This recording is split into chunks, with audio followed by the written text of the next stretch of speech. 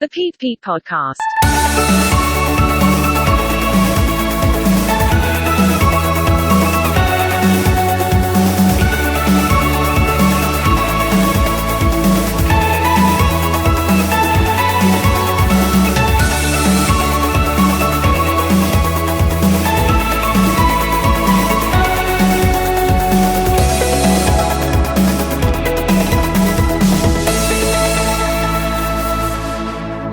It's episode 7 of the PP Podcast.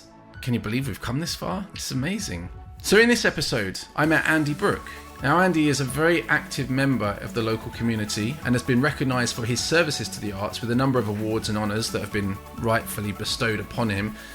He's one of the founding members of the Wallington Music Festival, and along with his wife Thea, they run the Brook Cafe in Wallington. And not only is the Brook a grassroots music venue, but they also offer a menu of plant-based food, something that Andy will explain in more detail later in the conversation.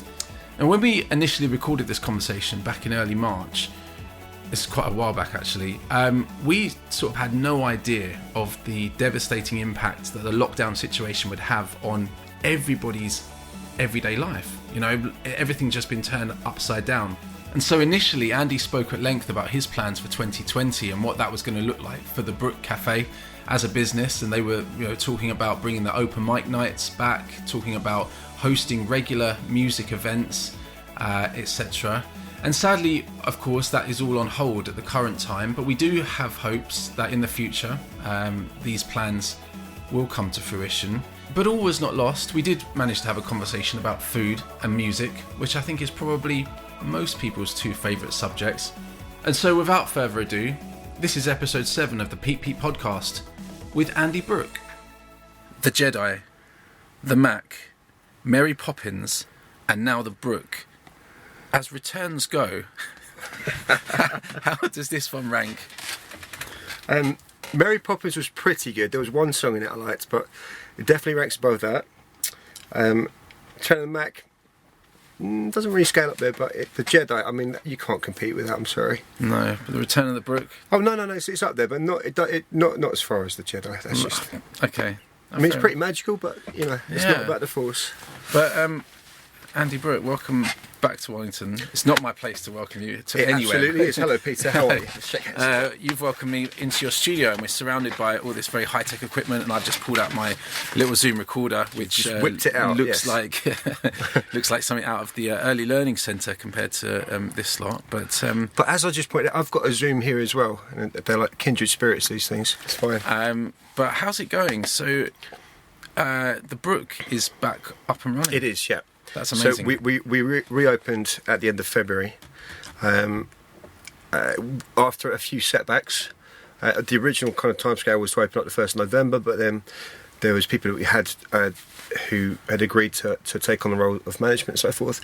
It didn't quite pan out, so we just kept on delaying it, because what we wanted to make sure that is this time round, it wasn't a learning curve. We wanted to go in guns blazing and not have to kind of think on our feet as we went. Because, I mean, I don't know if you know the story, but when we originally opened, it was just a coffee shop, which turned into a bar, which turned into a restaurant, which turned into a venue, and all the while the recording studio was happening out the back. So it was like these different things happening together.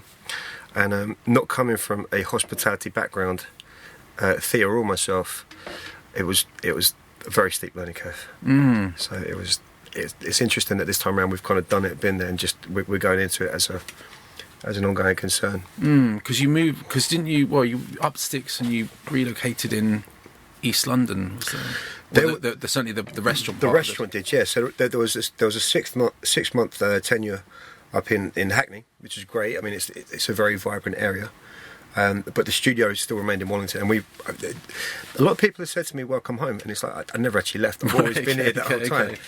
It's just that the doors weren't open to the public apart from the studio clients. So we never abandoned Wallington. Oh, okay. There was a couple of people who were sad about it. There was a couple of people who said some less than pleasant things about us moving out, but we never actually left. So. Oh wow, okay. So how long have you had the studio here? So the studio opened up in 2014. The Brook itself opened in 2013. Okay. And it was always intended to be a recording studio. That was the primary purpose of taking this building on. Okay. But in the preparations to build it just transpired that we managed to get the coffee shop open in no time, compared to the studio taking much longer. Okay. And as it kind of turned out, this was the last part of the building that was ready. Right. Okay. And so the coffee shop was really just a kind of... It's just that front foyer. Right, You walk in, as soon as you walk into the front of the Brook, it's just that immediate area that you see was the original coffee shop. Nothing behind it, nothing above it. Whereas now we have the restaurant on the top floor. Right. There's what was the coffee shop has been reformed into just a seating area. Obviously, one of the things about the Brook is like you're very much into the vegan food and vegan kind of serving vegan things and absolutely friendly things. So what's the kind of the reason behind that? Or so the original journey kind of comes down to Thea and I adopting a more plant-based diet ourselves long before anything happened in the restaurant, and then it got to a point whereby let me just explain this coming from me. My diet used to consist of purely meat, so it would be steaks, ribs, burgers, and if there wasn't a slab of meat on my plate, it wouldn't be I wouldn't consider it to be dinner. Okay. But I kind of just, for me personally, there was I did a lot of reading into the environmental impact that a meat-based diet has on the planet and the production side of things. That was enough to kind of inspire me to give it a try, and I didn't really look back. But we then got to a point where we thought there's a lot of interest in this now, and there's not many places that are catering for it in this area. So we're going to change the restaurant to a vegetarian restaurant with the view to turn it to vegan later on. And as it happened, when it went fully vegan, that was really the catalyst for it actually becoming popular, because it's known for a specific kind of dietary requirement as opposed to being a bit more open-ended. Absolutely. But my own philosophy is each to their own. Yeah. But what I find really fulfilling about this place is that everybody that comes to it really enjoys the food, whether they're vegan or not. Yeah. So I must hold up my hands and explain that the cooking side of everything, it is all down to my wife Thea. Right, she's an amazing chef. Okay. I'm a very, very lucky man to have a wife like that to cook for me. I can't complain there. That's brilliant. As we go into the future, I don't even know if that's the right phrase to use, but I suppose because things like plant-based diets and veganism and stuff like that is becoming more prominent in society. Yeah. So it seems like something like this possibly would have had perhaps a different outcome, perhaps say 20 years ago. Would you say? Absolutely. I mean, even if we rewind it just even a few years now, the difference between when we first moved out of Wallington to Hackney and when we've moved back now, the interest in the plant-based diet has been exponential. Right. Okay. Because again, it's not. I think there needs to be a differentiation between veganism and plant-based diet, because a lot of people see veganism as more of a kind of ethos, and to a point whereby it can be misinterpreted. Whereas if you're on a plant-based diet, you're just eating plant-based food. You're not kind of becoming an activist in any sort of way on that. Right. Okay. So on that kind of softer interpretation of it, there's a lot more people interested in it, and people who aren't specifically plant-based eaters will dabble in it, and you could be eating meat on Thursday, Friday, Saturday, and then you might want to try plant-based stuff from Monday to Thursday. It's a lot more flexible. There's this kind of stigma attached to vegetarian stuff. It's like, oh, you can't be creative with it, or it's kind of like, oh, I don't want to eat a plate of vegetables. It's like, well, it depends how creative you are, because you can actually, depending on what ingredients you put in, you can make something just. I would massively challenge anybody who thinks that cooking with vegetables is not creative, because I've seen people do some wonderful things with it. I think what it is it's about just adapting a new palette or a new set of tools, because you're not working with the ingredients or the consumables that you're used to using. Yeah. So you need to just think outside the box, and once you kind of nail it, there are a lot of people who I know who are chefs or cooks have really enjoyed kind of getting into the plant-based side of things, because for them it's a whole new world. Yeah. So it's actually it inspires their creativity as opposed to dulls it, I think. Yeah, sure.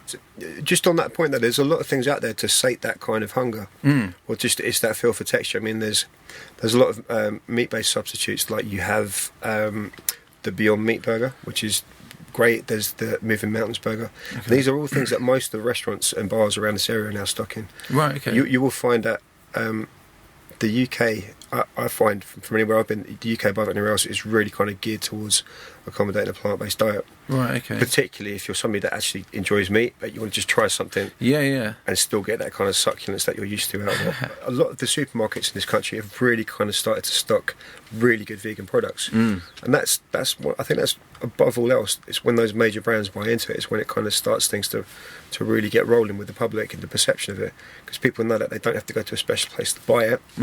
And it's actually, it tastes all right. Yeah, absolutely. It tastes good. At this point in the conversation, we turned our attention to music, and I began by asking Andy about the open mic nights they used to run at the Brook several years ago. The open mic was beautiful. It was always a breeding ground of local talent, as well as people that would come from further afield. Yeah. And it was never exclusive to people who were particularly good either. Okay. And I mean that in the most encouraging way. I mean, it was, you had some wonderful performers down there, but you also had people turn up who'd never put foot on the stage before. Yeah. There are a couple of people that spring to my mind, of people who I know that came through the Brook open mic and then subsequently went on to perform at other venues like Project B in Croydon, Chloe's Nights at the Flying Club, and others, who in conversation with said to me, if it wasn't for the Brook, if it wasn't for the open mic nights here originally, as you say, they wouldn't have had that opportunity to kind of get on stage and perform. It's really nice to hear that. I mean, we would never take credit for somebody's journey, but it's nice to know that somehow they saw us to be involved. But I'd like to think that in any community, if it wasn't us, it would be somebody else that was offering that service to support up and coming music scene. I mean, we as a nation and as an economy, we're a little bit lost without grassroots venues, and that's something that we are losing quite a bit of these days. Right. So it's really important that these things actually continue to develop and continue to sprout up. Having said that, we've lost a lot of rehearsal rooms and a lot of venues around this area. So we can only do what we can here. We're a small venue. We get involved in the Wallington Music Festival to just try and give other people in the community push an idea that there is a lot going on here. Yeah. Even if you don't see it, there really is a lot of talent in the area. It's a shame that the Wallington Hall, I mean, obviously that's gone now, but that, it's gone. I drove past it this morning. I couldn't believe it. It's the first time I've seen it. But the fact that it was closed for many years without being used. I know there was a campaign, or there were some noises being made about people perhaps were going to club together and look into it, but I think the running costs, or the renovation, the running costs was just extortionate. It was like through the roof, and so unfortunately that didn't happen. But it was, I mean, that was something we looked into ourselves, was about applying to take that on. Okay. But in terms of the future of it had already been kind of planned out by what was with the council, what was going to happen with it. Right, so it'd already been earmarked for housing, and this was also during the period when a lot of people were talking about doing it as a co-op or investing in it themselves. But unfortunately, and I say unfortunately because it's got a lot of historic value to it. Yeah, absolutely. A lot of really fantastic bands have played there, as you probably know. The Stones have, David Bowie, Status Quo. It's unfortunate we lost it. Yeah, so Status Quo, when did they play there? How? I don't know the year, but I have it on good authority that they played there. Okay, because you're you have a little bit of a kind of association with Status Quo. There's a fair bit, especially over this last year. There's been a fair bit of connection. Yeah. So what happened there? So over the last year, I worked on their newest album, which is Backbone. So that came out in September of last year, of 2019. Did quite well. It was number 6 on the UK charts, topped the rock charts and the indie charts, and then it's done quite well in Europe as well. Prior to that, I'd worked with Francis on his solo album, which is a collection of, I say solo, it's a duet album. It's him and Hannah Ricard, who's an old friend of mine. And it's an album of country duets. Oh, okay. It's really good. Did they record it here, or?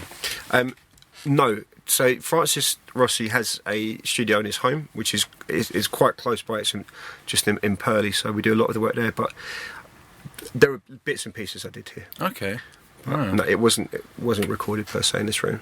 Oh, that's exciting though. Yeah, it's great. Yeah, but just going back to what you said about losing the grassroots kind of venues and rehearsal spaces, it is having a knock-on effect, I think, isn't it? Like, because myself, like playing in a band, just trying to find the places to rehearse, and it can be a challenge. And I remember back, like years and years ago, probably about 20 years ago, which is quite a while back and showing my age a bit. But when there were a plethora of not only rehearsal spaces but actually pubs and venues that you could play. And I was in a band in my like late teens. And what was the band called? It was called Illusion. You're kidding me. Was this with Mike Watchorn? Oh right, yes, with Mike Watchorn's band. Yeah. Did you do live and direct? Yes, yeah, we did live and direct. Yeah. So we shared a stage back then. We shared a stage. Wait, hold on. I'll get this. I've still got the CDs at home. It's definitely you guys. No, I'm not going to get it. That's right. We'll come back to that. You'll remember it. Right. Okay. Before the tape runs out. But this is a perfect example of how things were back then, when there were initiatives for local bands to get involved and do stuff. Absolutely. And I think it was something like a 10-week program leading up. We met like on a Wednesday night in a venue in Rose Hill, and had workshops with different people and learnt about music tech and songwriting and different stuff and this and the other. We did it with, it was Martin Smith who led the recording side of it. In fact, yes. I think he read the whole project. Martin, that was my first encounter with him, and many years later he ended up being the person that got me into teaching. Oh, okay. So he became the head of the music department at Carshorten College. So he taught people, including Chloe Ray, right, amongst others, and it got me into the education side of music tech. So everything's connected, and it's a very finite web that we weave. Yeah, I wish we need to kind of bring some of that back, like somehow. I don't know. Well, there's two things that were available then which aren't now. Is three things, in fact. There's the rehearsal spaces. We in the borough that's been very much slimmed down, both in this borough and both in the borough of Croydon, with the loss of Scream, and over here we no longer have Crunch. There's the loss of venues. And then there's a distinct loss in council or government-driven directives to aid and support musicians. Yeah. And hopefully that's something that will be looked at and revised in the near future. But we definitely don't get as much support as you and I would have done when we were that age. Yeah. Because I do remember being 17, 18 that you could use either the Charles Cryer Theatre or the Seacombe Centre. Yeah. And it would be a direct deal with the council, and they would endorse it, and they would subsidise it, and they would encourage it. And then you'd have 300-400 screaming kids there on a Friday, Saturday night, all from the local area, coming to see their mates play. But that just doesn't really happen that much anymore. It's a shame, isn't it? Going way back, my very first gig ever was at the Seacombe Centre. Okay. My second gig a week later was at the Charles Cryer. Okay. So it's kind of... Was that the Rockstock gigs? Was it? The Seacombe Centre was the borough's... I think it was actually a talent show. Oh, okay. So it wasn't a talent show in the terms of what you'd expect on Britain's Got Talent. It was just bands. Right, okay. There were a lot of bands in the area back then. Yeah. But the Charles Cryer, that was a Rockstock gig. Okay. Yeah, because I was speaking to Gary Milsom about that. And nice guy, Gary. Yeah. Talking about, those kind of events that obviously used to run and don't anymore, but anyway, we could sit here and talk all night about it, I imagine. But absolutely. But you've got open mic night coming up here. Yep, April the 16th will be that's really exciting. Researchers for that, and then we will also get back to our monthly gig nights, where we tend to accommodate touring artists. So this would be generally that takes the format of having an artist come from anywhere in the country or overseas. Wow! And then we have two local acts on as well. Oh, and nice. they're normally really well attended shows. Okay, is that something you've done in the past then? Yeah. We used to operate that on a monthly basis. Right. Okay. What kind of bands have you had come through? I'm just trying to think. There's award-winning blues artist Bex Marshall. She did a night here. There's a reason she was awarded. She's just absolutely fantastic. Right. Okay. There was Dave McPherson from the band In Me, which are they're quite a well-known popular band. Then we have the amazing Wonk Unit, which are undoubtedly one of the best underground punk bands in the UK at this point in time. They're actually going to be doing a return gig later on in the year for us as well. Okay. Now you got me thinking. Are they on Spotify? Oh yeah. I'll have to check them out. That sounds interesting. Dude, they're amazing. Yeah. Punk is one of those kind of genres that, like, I feel that I've only kind of skirted around the periphery of it, and I've tried to listen to some of like the early 80s kind of stuff, like late 70s, early 80s stuff, and it's so raw, and it's just so kind of on the nose, like It just scared me off a little bit, if I'm honest. It's a very encompassing genre, though. I mean, if you listen to Wonky Net, it's more about the message that they have to say. Okay. And then sonically, if you listen to that and then you listen to something like, 1982 is like a classic year for punk. If you listen to it compared to something from then, it couldn't be further apart. They're very different interpretations of the same sort of genre. Okay. But absolutely recommended listening is Wonky Net. They're amazing. And but going back to that, what you just said there, would you say that how has the kind of sound of music kind of changed over the years, or why has it changed, or is there a? I don't know. Let me reformulate this question. No, I come. So when you talk about sort of the difference between the sound of 1982 to the Wonky Net and of the similar genre, but two interpretations of the genre, what would you say is the kind of one of the main reasons why the sounds in music have changed? Presumably, there must be a technological kind of aspect to it. There is. So one of the sides is technological determination. So the fact that our equipment is always improving, and our tools that we can use to record and to edit and manipulate sound, it continues to change on a daily basis. That gives forth to different techniques for recording. So, say if you're recording to tape as you would have done in 1982, you're very limited as to what you can do in terms of the edit. Whereas now you can grab something, resample it, flick it around, stretch it, do whatever you want to do with it in a matter of seconds. Arguably back then you had the capability of doing it, but it was a very, very, very contrived process and will take a long time to do. Okay. But there's also the innovation that comes with it as well, and not from a technical side but from the creative side. I mean, it's like you get people, these days what's really interesting, going back to something you said earlier about this, the live music scene seems to be shrinking, but the antithesis of that is the fact that the recorded music market is swelling beyond belief, and it's because we now have the power at home to make absolutely commercially viable records to a certain standard. Yeah. And so that again inspires innovation, because you're not just relying on people who do it as technically as a job. Yeah. But you're putting the technology in the hands of the creators themselves. Yeah. So you could give Logic, for instance, or Pro Tools to a kid who's 14 years old.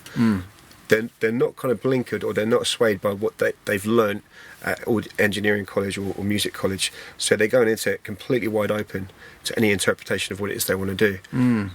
There's no predefined or preconceptions about what it should be like. Right. Okay. Or the fact that this is how you use a compressor, or this is how you use an EQ. Oh, right. Okay. Or this is how you use reverb. It's so just your ears will be the guiding light in it. Right. Okay. Yeah, it's great. I mean, this whole thing about in EDM where we've got this whole side chaining thing. Right. Yeah. Compression. Technically, that's not what you're supposed to do. But then some kid somewhere has gone, I'm going to just whack that up. Right. And it goes. Yeah. It's like, that sounds cool, and then everyone starts doing it, and then all of a sudden it becomes a thing. Right. Okay. Innovation. Yeah, innovation. Right, okay. I mean, let's go way back. Let's go back to George Martin and the Beatles. I mean, a lot of the stuff that they did on some of those records was not what you would typically expect someone to do with a record. Right. Just technically, it's not correct. That's the word. It's Right. not correct. Okay. But that doesn't mean it's wrong, because if it sounds good, then go with it. Yeah, sure. I've always tripped up with things like compression and EQ. I think I need to do it. I mean, there are rules. I remember as a lecturer, there are things that I will teach kids about how to use compression, and I'll teach them to use how to use EQ and all these different tools and how to edit stuff. But at the end of the day, I always impress this upon them. It's like, just use it in a way that sounds good. And if it sounds overcompressed and it starts kind of pumping and fluctuating, if it sounds good, go with it. If it doesn't, then change it. But just don't be afraid to use those tools. You now know what they do. Yeah. You know how to use them properly. Okay. That doesn't mean you have to use them in the correct fashion. Okay. So get crazy with it. But then, go back to what I said. There's the kid who's never been to any kind of college. Yeah. Who's got Logic, and they start making noises with whatever samples they've got, and they could come up with the most extraordinary music. Yeah. Wow. I think one of the things that impresses me about, going back to sort of old music and talking about, before we had samplers and before we had digital ways of being able to manipulate sounds, was that when you listen to old records, they had to actually be in time, and they had to play that thing in time for the whole length of the track. Yeah. And there was like, the margin for error was minute, right? Absolutely. there's absolutely no doubt that the general average of musicianship in this day and age has decreased. The general average. I mean, there are still some amazing musicians out there, but the reliance on good performance has very much decreased because you can do so much to manipulate in a recording process.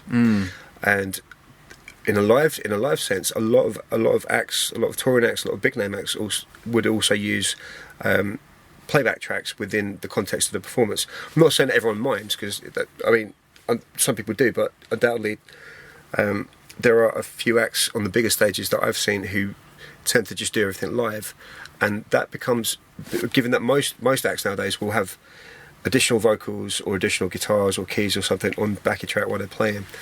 When you go to see a live band on those big stages, that you can notice that there's something actually quite raw about it, but possibly lacking in terms of the width of the sonic context. Right. Okay. But musicianship. Sorry, back to musicianship. Yeah, definitely. Turn of the 80s, 90s. The level of musicianship was much higher. You had to be a lot more adept. There's a very good session player that I had the pleasure of recording with recently. Say session player, but he's better known as the drummer at Simple Minds. Okay. So it's Mel Gaynor, and he did all their kind of classic albums. But prior to that and after that, he's also worked as a session drummer. He was a session drummer since he was about 16, I think was his first paying gig. And he did some really cool records. It's like he did Hot Stuff. There's all the Simple Minds stuff, obviously. He did a lot of stuff with Donna Summer. I mean, he was just like one of the top UK session players, and you notice that because 30 odd years later on, when I'm recording him in here, it's like he's just bang on to click. You don't need to touch it. Really, it's just perfect. Wow. This guy's kind of got it nailed, and that's how they had to do it back then. Yeah. Brilliant though. But just one other thing you were saying about the samples and so forth. So if we look back before the whole advent of microprocessors and so forth, there was a use of tape loops to accommodate this kind of thing. So I think the very first example is Donna Summer, I Feel Love. Okay. So that kick drum that's going all the way through it, the forward to the floor thing. Yeah. It's literally it's used from a tape loop. So it's just the drummer doing a kick drum, and it's just looped and it keeps going. So it's kind of before samplers, but it's you can see the way that things are heading there with the use of technology. But you're right, musicians were the ones that we know about were much better back then. Adversely, we've got more people making music now. Yes. And music is much more widely available. Yes, and so it's kind of like, I don't know if I would prefer one or the other. I like a mix of both. Good musicianship, but also a lot of music available to hand. One other point to that angle is the fact that there's a lot less money in the music business now. Yeah. Because we've got so many people making music, and obviously what happened at the turn of the century with the whole thing about internet piracy and the knock-on effects of that, there's so much less money actually in the industry itself. So artists don't have as big a budget to make records. They don't sell as many records, so we see a resurgence in the live side of things, whereas a lot of artists that you would have thought would have retired by now are all back out on the road. So then there becomes more competition for that slice of the pie because everyone's trying to sell tickets. Economically, it's just a complicated situation at this point in time. I don't think that we've, as a nation, we've kind of worked out where this is leading to. That's not going to stop people, though, is it? Because I would make music regardless of whether I made money or not. But then it comes back to then it kind of feels like it might come back to a full circle, like complete full circle, where you do it just for enjoyment. Right. Because if people aren't going to pay to make records, well, for I'm out of a job. If people aren't going to pay to make records, then and people aren't going to sell their records for monetary value, and then people aren't going to get money from actually playing shows, it's like there's no monetary worth in the music industry, and therefore it ceases to be that. It ceases to be an industry. Yeah. And I think some people might think I'm siding with the idea of no, you should monetize it all. I don't. I mean, I'd be eager to see some kind of solution there. Yeah. And obviously I'd go and retrain to do something else. Okay. I mean, I'm cool with that as long as I get to keep playing music. But yeah, we'll see where the music industry takes us. But for now, as long as you've got people jumping up on stage, playing music, and putting records out, whether they're played by good musicians or bad musicians, just as long as they're putting them out there. Cheers, Andy. This is the Pete podcast. Nice. Thank you, Pete. Thank you so much.